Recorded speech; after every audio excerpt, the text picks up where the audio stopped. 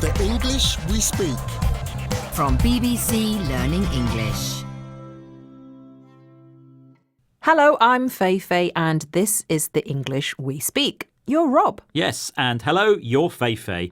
And Fei Fei, if you don't mind me saying, you're looking a bit stressed. Stressed? Yes, I am.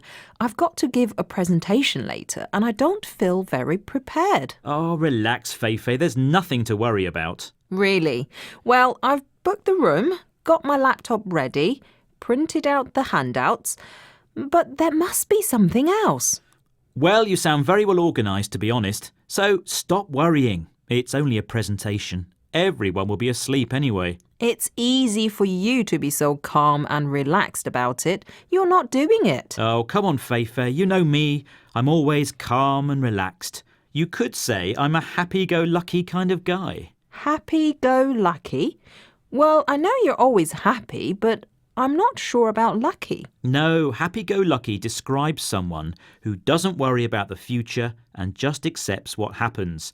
It's not really about luck. It's about keeping calm and not planning everything, like you do.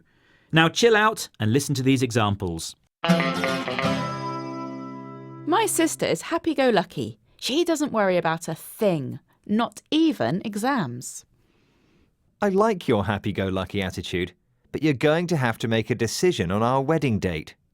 Jake's so happy-go-lucky. He doesn't seem to be worried that he's losing his job. I guess he thinks everything will work out well in the end. So that's happy-go-lucky, a phrase that describes someone who doesn't worry about the future and accepts what happens. It's something that Rob claims to be, but I'm not so sure. Hey, Rob, how's your presentation coming along? What presentation? The one you're doing next Monday. Don't you remember? The boss said we have to take it in turns to do one. Oh, yeah, I remember. Don't worry, it'll be fine. What's the worst that can happen? Are you sure? Have you booked a room? Prepared your notes? Got your laptop working? Oh, of course. There's plenty of time to sort that out, isn't there? Oh, I'm afraid I've just got to head off now. I've got some things to do. Bye. Oh dear. It looks like his happiness and luck have gone.